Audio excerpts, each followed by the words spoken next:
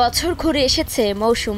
কেন ক্যারিয়ারে আখ নিক্ষেপের মাধ্যমে শুরু হলো মারাই কার্যক্রম।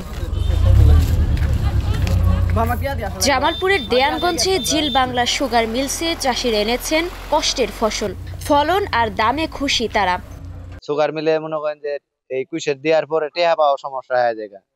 এবার যেন আমরা পুঁজি পেতো যেন সহজেই পাই, টেকাও যেন তাড়াতাড়ি পাই। ইদানিং আবাদ বন্যা পরিস্থিতি খারাপ হিসেবে আবার কুষার অনেক চাষি আবাদ করতেছে। আগে 6 মাস হচ্ছে, আশা করি এবছর মেলা দিন চলবে। কুষাটা বেশি পাই, এই জন্য সরকারের সহযোগিতা করতে আছে।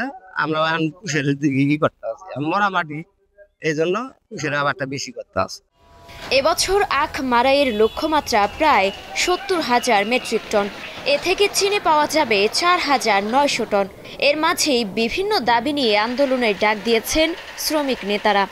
ফেডারেশনের মাধ্যম দিয়ে আমাদের যে দাবিনামাগুলো পেশ করা হয়েছে সদর দপ্তরে চেয়ারম্যান মহোদয়ের কাছে, অত্যন্ত দুঃখের বিষয় আমাদের বর্তমান চেয়ারম্যান মহোদয় যদি আজকে আমাদের দাবিনামা আমলে না নেয়, কঠোর আন্দোলনের মাঠে নামবো এবং কি সদর দপ্তর ঘেরাও করবো ইনশাআল্লাহ।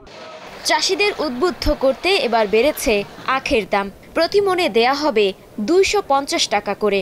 সব মিলিয়ে লক্ষ্যমাত্রা পূরণে আশাবাদী মিল কর্তৃপক্ষ। এবছর আমাদের লক্ষ্যমাত্রা আছে তার চেয়ে বেশি।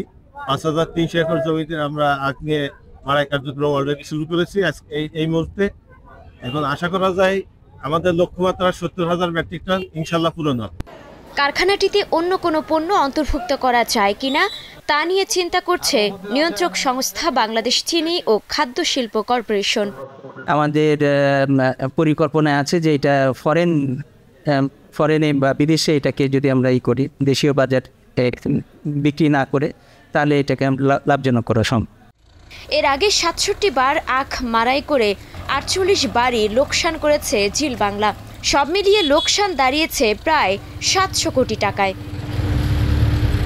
Desk report, star news.